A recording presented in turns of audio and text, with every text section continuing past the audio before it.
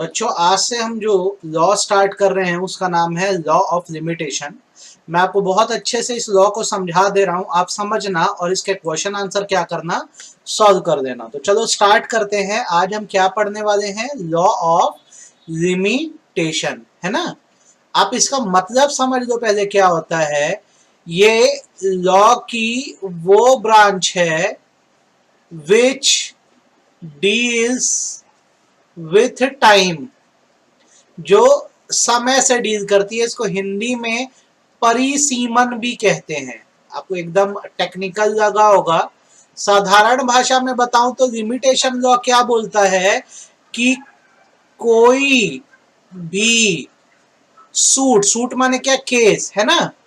Application, application और court में डाला गया एप्लीकेशन या अपील एक लिमिटेड पीरियड ऑफ टाइम में डालनी चाहिए, लिमिटेड पीरियड ऑफ टाइम में डालनी चाहिए। ऐसा इसलिए ताकि प्रॉपरली आप अपने राइट एनफोर्स कर सके।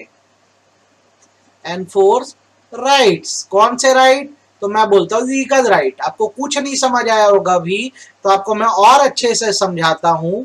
देखो क्या हिसाब किताब है। सपोज करो एक केस है जो जमशेद सर के बीच है और मानसी के बीच है, ठीक है। हमारा ये कॉन्ट्रैक्ट बना, ठीक। कॉन्ट्रैक्ट की डेट मैं बोलता हूं, सपोज करो 1 जनवरी 2020 है, ठीक। मानसी कॉन्ट्रैक्ट को तोड़ देती है। मैं मानसी के ऊपर केस करने जाता हूं 10 फरवरी 2050 को, 2050 को मतलब आफ्टर 30 इयर्स। अब आप खुद सोचो 30 साल का समय बीत चुका है, क्या इस समय जो एविडेंस रहे होंगे क्या आज भी वो प्रेजेंट होंगे 2050 में?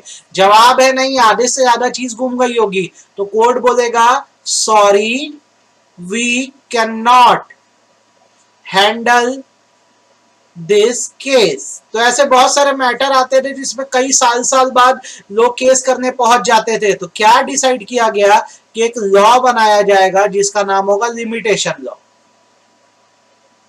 ये क्या करेगा, कोई भी अगर केस होगा जिसको सूट बोलते हैं, अगर कोई भी आपको एप्लीकेशन डालना है कोर्ट में जाकर, ठीक है, या आपको कोई भी अपील करनी है, तो उसका ये क्या करेगा, फिक्स टाइम पीरियड डिसाइड कर देगा कि कितने समय में आपको जाना है, ठीक है।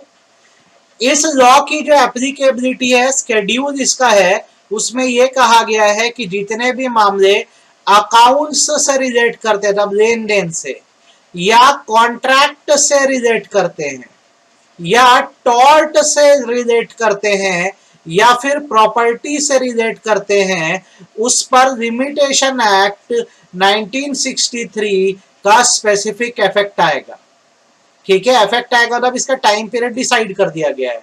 तो सवाल यह क्या क्रिमिनल मामलों पर अप्लाई होगा कि नहीं होगा? तो क्रिमिनल मैटर पर आईपीसी में टाइम डिसाइड कर दिया जाता है या सीआरपीसी में, मतलब क्रिमिनल प्रोसीजर कोड में, तो लिमिटेशन की आपको उतनी आवश्यकता नहीं पड़ती। तो आपको अभी तक तो समझ आ गया होगा भाई मोटा मोटा लॉ क्या है। टाइम से डील कर रहे हैं कि अगर मामला अकाउंट्स को लेकर है, कॉस्ट कॉन्ट्रैक्ट को लेकर है, टॉर्ट को लेकर है, प्रॉपर्टी को लेकर है, इसमें आपको क्या डालना, अगर सूट डालना है या एप्लीकेशन डालना है, अपील डालना है, तो फिक्स टाइम पीरियड में डालो। उसके बाद जाओगे तो आपकी अपील स्वीकार नहीं की जाएगी, ठीक बात है। चलो आगे बढ़ते हैं। अब इसके प्रोविजंस क्या क्या है, कौन कौन से सेक्शन में मेन प्रोविजन है? तो सबसे पहला सेक्शन 3 है। सेक्शन 3 बोलता है कि अगर कोई टाइम एक्सपायर होने के बाद कोर्ट में सूट या फिर एप्लीकेशन या फिर अपील फाइल करेगा, तो कोर्ट उसे एक्सेप्ट नहीं करेगा, एक्सेप्ट नहीं करेगा। कोर्ट बोलेगा यार आपको मैंने समय दिया था, इतने टाइम में आना, आप क्यों नहीं आए, चलो आपके केस को मैं रिजेक्ट करता हूं। जैसे कोर्ट ने मुझे एग्जांपल के तौर पे कहा था, कोर्ट ने मुझे बोला था आप अपील 30 डेज में करो, आप अपील 30 डेज में करो। अब मैं क्या कर रहा हूं, 40 डेज में कोर्ट जा रहा हूं, तो कोर्ट मेरी अपील को क्या कर देगा, रिजेक्ट कर देगा, मत आओ बोलेगा। क्यों? क्योंकि मैं टाइम पीरियड के बाद आया हूं। तो ये हो गया यार तुम्हारा कौन सा सेक्शन, सेक्शन नंबर 3। तो आप कहीं देखो क्वेश्चन नंबर 1 और 2 बन जाएगा। देखो क्वेश्चन नंबर 1 क्या बोलता है, पहले सीखो। यहाँ पर क्वेश्चन नंबर 1 आपको यहाँ पर कहता है law of limitation bars the remedy but does not extinguish right. कहने का मतलब ये है कि एक समय सीमा लगा दिया है जिसमें आप रेमेडी दे सकते हो, पर आपके राइट्स को इसने, अधिकारों को खत्म नहीं किया है। विद इन टाइम जाओ सारे राइट्स का इस्तेमाल होगे, आफ्टर टाइम जाओगे तो कुछ नहीं मिलेगा। आप इस कहावत को इसमें याद रखना, लॉ हेल्प्स विजिलेंट। लॉ हमेशा एक्टिव आदमी की मदद करता है, नॉट इग्नोरेंट। इग्नोरेंट लोग की मदद नहीं करता। आपको पता ही नहीं समय तो कोर्ट क्या देखेगा। तो ये आंसर और ये क्वेश्चन आपको बनना चाहिए। दूसरा सेक्शन 3 आपको बता दिया हूं क्या बोलता है। सेक्शन 3 तीन बातें बोलता है। अगर कोई सूट मतलब केस या अपील या एप्लीकेशन को प्रिस्क्राइब टाइम के बाद लेकर जा रहा है, तो जो कोर्ट ऑफ लॉ है ऐसे एप्लीकेशंस को क्या करेगा, एक्सेप्ट नहीं करेगा। इसके प्रोविजन कंपलसरी है और कोर्ट समय समय पर लिमिटेशन का पीरियड या टाइम पीरियड डिसाइड कर सकता है। फर्स्ट और सेकंड तो आपको बन गया होगा, आपको इशू नहीं गया होगा। ठीक है, इधर क्या करना, व्हाइट बोर्ड पे जो मैंने लिखा है ना, इसको पॉज करके बराबर बेटा नोटिंग कर देना अपने समझने के लिए, ताकि बेहतर समझ आ जाए। अब मैं इस कैनवास को डिलीट करूंगा तो नोटिंग थोड़ा ना पॉज करके कर देना ये सब चीजों की। ठीक है, ताकि आगे बता सकूं। सेक्शन 3 बता दिया, अब नीचे जितनी जगह है लिखता हूं। यहां पे नेक्स्ट सेक्शन में लिख रहा हूं सेक्शन 5। सेक्शन 5 जो है वो है एक्सेप्शन। क्या है याद रखना, एक्सेप्शन है सेक्शन 3 का। सेक्शन 3 क्या बोलता है, टाइम पीरियड के बाद जाओगे तो आपका केस हैंडल नहीं होगा। लेकिन सेक्शन 5 ये बोलता है कि अगर आपके पास सफिशिएंट कॉज है, क्या है, सफिशिएंट कॉज है या जेन्युइन रीजन है, तो आपकी अपील या आपका एप्लीकेशन एक्सेप्ट कर दिया जाएगा। यहां पे ये भी याद रखो, it does not apply to suit.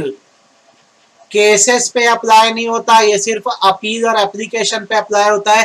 कि टाइम पे अगर अपील नहीं डाल पाए या टाइम पे एप्लीकेशन नहीं डाल पाए और अगर आपके जेन्युइन रीजन है तो आप जाके कोर्ट में बोलो, शायद आपकी बात मान ली जाए। अब सवाल ये रीजन क्या, तो every one has different reason. हर इंसान के रीजन डिफरेंट होते हैं, तो ये केस टू केस अलग होता है। केस टू केस अलग होता है, याद रखना, सबका अलग अलग होता है। तो मेरी बात याद रखो, सेक्शन 3 क्या बोलता था, अगर आप किसी भी सूट, एप्लीकेशन या अपील को एक टाइम पीरियड के बाद लेकर जाओगे तो कोर्ट एक्सेप्ट नहीं करेगा। सेक्शन 5 क्या बोलता है, आपके पास अगर सफिशिएंट कॉज है तो आपकी अपील या एप्लीकेशन पे एक्सेप्ट की जा सकती है, पर सूट एक्सेप्ट नहीं किया जाएगा। रीजन क्या होगा, हर इंसान के हिसाब से रीजन अलग होते हैं। तो चलो इस क्वेश्चन में देखते हैं कि क्या क्या हमारे रीजन या कारण हो सकते हैं। पहला आप ये जाके बोलो कि हम बीमार थे। दूसरा आप ये भी बोल सकते हो पिताजी बीमार थे, कोर्ट मान लेगा। आप ये बोल सकते हो कोर्ट का जो प्रैक्टिस है हमको समझ नहीं है, हम टाइम कैलकुलेट नहीं कर पाए। आप ये बोल सकते हो कि हमारा जो साथ दे रहा था केस में, जिसको काउंसिल बोलते हैं, उसने हमें सही सलाह नहीं दी। आप बोल सकते हो वकील ने सही सलाह नहीं दी। आप बोल सकते हो आपको डिग्री या जजमेंट की कॉपी समय पे नहीं मिली, जिसके कारण आप टाइमली जाके क्या नहीं कर पाए, अपील नहीं कर पाए। तो ये सारे कारण बोलोगे तो इसको माना जा सकता है। ऐसे 1000 कारण है बेटा, ये बात याद रखना। तो मुझे उम्मीद है आपको सेक्शन 3 और सेक्शन 5 समझ आ गया होगा। अब आपको मैं सेक्शन 6 और सेक्शन 9 समझाने वाला हूं, ध्यान से सुनना। क्या है सेक्शन 6 और सेक्शन 9, ऐसे बनाता हूं तो ज्यादा अच्छे समझ आएगा। ये है सेक्शन 6 और ये है सेक्शन 9। सेक्शन 6 बात करता है लीगल डिसेबिलिटी की। लीगल डिसेबिलिटी वो पोजीशन होती है जब आप केस करने की हालत में नहीं होते, जैसे माइनॉरिटी। माइनॉरिटी में याद रखना बेबी इन वूम्ब भी आ जाता है, जो बेबी अभी पैदा नहीं हुआ है वो भी आ जाता है। ठीक है, अच्छा, अनसाउंड माइंड, ये लोग क्या होता है बेटा, लीगली डिसेबल होते हैं। तो इनका हिसाब किताब ऐसा होता है कि सपोज करो मैंने, जमशेद सर ने एक माइनर की जमीन हड़प दी, ठीक है, कब्जा कर दिया मैंने माइनर की जमीन पर। अब ये जमीन एक्वायर करने के लिए इस माइनर के एग्जांपल के तौर पे लेते हैं 12 साल का समय है केस करके। तो ये इसका 12 साल कब से स्टार्ट होगा, लिमिटेशन का 12 साल कब से स्टार्ट होगा, ये तब होगा व्हेन डिसेबिलिटी एंड्स। सपोज करो ये माइनर अभी 16 साल का है और अभी इसकी जमीन पे कब्जा करा हूं, तो इसके लिए 12 साल अभी नहीं चालू होगा। कब चालू होगा, अभी साल चल रहा है जैसे 2020, इसके लिए 12 साल का पीरियड कब से चालू होगा, सन 2022 से जब ये 18 साल का हो जाएगा और इसकी डिसेबिलिटी एंड हो जाएगी, वहां से इसका क्या होगा, लिमिटेशन का पीरियड चालू होगा और मेरे ऊपर केस कर सकेगा। ठीक वैसे ही मैंने अगर किसी पागल की जमीन पे कब्जा कर दिया है तो केस करने की हालत में नहीं है। जब उसका पागलपन ठीक होगा तब से उसके लिए क्या चालू होंगे, 12 साल चालू होंगे और वो मेरे ऊपर क्या कर सकेगा, केस कर सकेगा। तो सेक्शन 6 ये बोलता है अगर कोई लीगली डिसेबल है तो उसके लिए जो टाइम है रुक जाता है केस करने का। ये टाइम कब से चालू होता है, जब वो वापस से फिट होता है तब से चालू होता है। सेक्शन 9 जो है अलग बात बोलता है, ये बोलता है once the time has begun to run, no subsequent disability or inability, फर्क है दोनों में। डिसेबल मतलब legally disable, minor unsound mind. Enable मतलब आपकी अनिच्छा, ठीक है, कोर्ट जाना नहीं चाह रहे हो, कैन स्टॉप इट। कहने का मतलब जब जमशेद सर ने क्या किया, एक्स की जमीन को कब्जा किया तो एक्स परफेक्टली ठीक था, ये केस कर सकता था, इसका 12 साल चालू हो गया। अब इस बीच ये मान लो डिसेबल हो गया है, पागल हो गया, अब इसके लिए टाइम बेटा नहीं रुकेगा, क्योंकि जब कब्जा किया था ये फिट था तो इसका पीरियड चालू हो गया। तो एक बार अगर समय चालू हो जाए तो उसके बाद अगर डिसेबल हो गए तो उस बात को नहीं माना जाएगा और आपका टाइम पीरियड जो 12 साल का है वो चलता रहेगा। सर 12 आप क्यों बोल रहे हो, हर मैटर के लिए टाइम अलग है। कॉन्ट्रैक्ट में केस करने का टाइम 3 साल है, प्रॉपर्टी रिकवरी के लिए कई जगह 12 साल है, कई जगह 30 साल है, इसलिए मैंने बोला। तो मैं रिपीट कर देता हूँ, सेक्शन 6 क्या बोलता है, अगर कोई लीगल डिसेबिलिटी वाला पर्सन है जिसके साथ परेशानी हुई है तो उसके लिए समय कब से चालू होगा केस करने का या अपील डालने का, जब उसकी डिसेबिलिटी खत्म होगी। ये सेक्शन 6 बोलता है। सेक्शन 9 क्या बोलता है, बंदा फिट था, उसका नुकसान हो गया, उसने केस नहीं डाला, बाद में वो डिसेबल हो गया तो उसके लिए टाइम रोका नहीं जा सकता। इसकी फटाफट नोटिंग कर देना, ये समझ आ जाएगा। कैनवास को मिटा रहा हूं मैं, ठीक है। अब कैनवास मिट चुका है तो अब ये क्वेश्चन आपसे देखो यहाँ पे बन जाएंगे। आपसे क्या बन जाएगा, ये क्वेश्चन नंबर 4 बन जाएगा, आपको दिक्कत नहीं जाएगी, ठीक है। और क्वेश्चन नंबर 5 भी बन जाएगा, आपको बिल्कुल दिक्कत नहीं जाएगी, आराम से बनेगा बिना परेशानी के।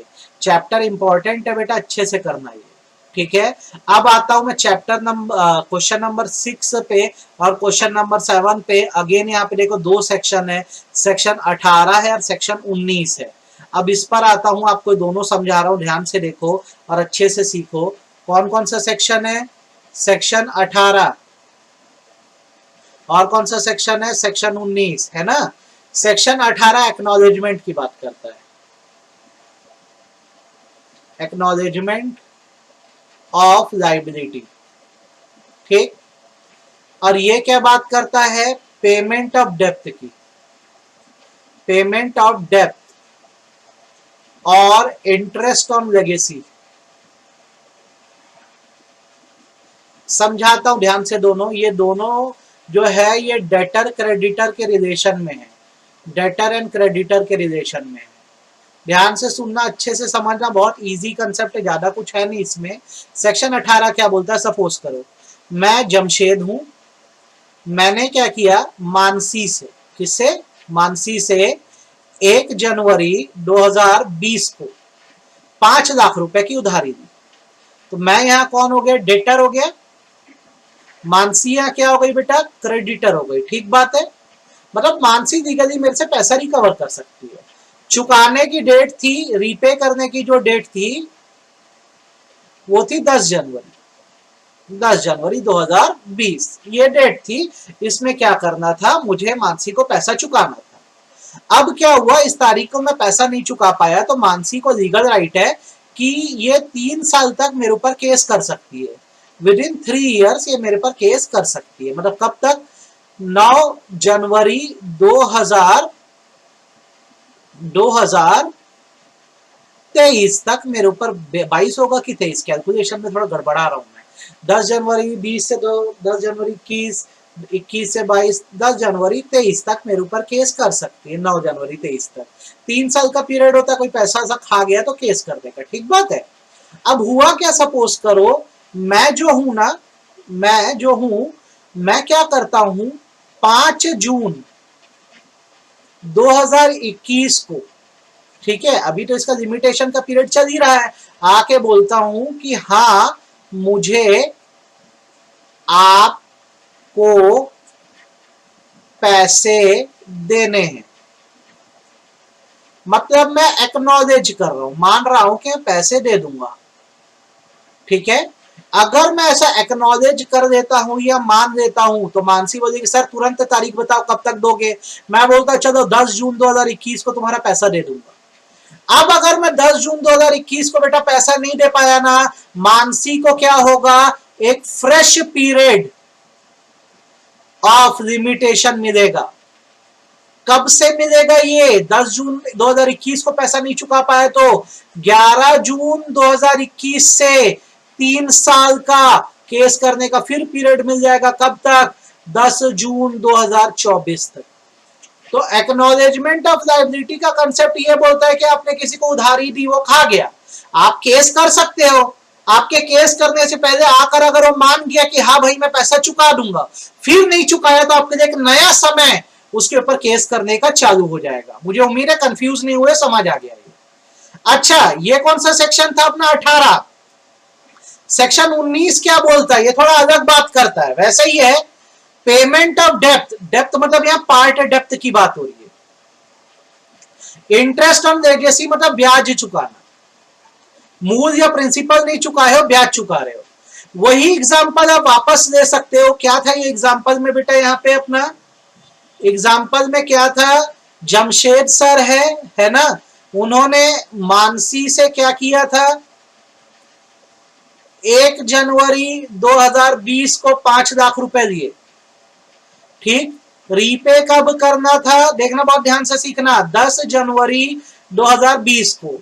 नहीं कर पाए तो मानसी कब केस कर सकती है, कब तक, 9 जनवरी 2023 तक केस कर सकती है, ठीक है। मतलब इसको कितने साल का टाइम मिल रहा है, 3 साल का टाइम इसको मिल रहा है, ठीक बात है। अब जमशेद सर क्या करते हैं, केस से बचने के लिए 5 जून 2021 को आते हैं और मानसी को क्या करते हैं, 2 लाख रुपए पे कर देते हैं।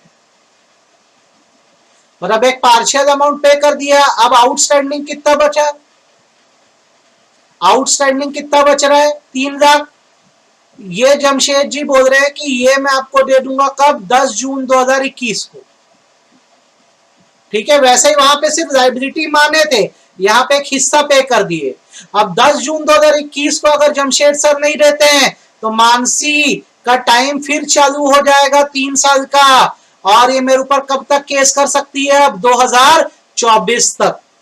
तो ये सीखो कितना आसान कंसेप्ट है, 18 और 19। यहां पे लायबिलिटी मान लोगे और फिर नई तारीख पे नहीं चुकाओगे तो फिर फ्रेश पीरियड चालू हो जाएगा।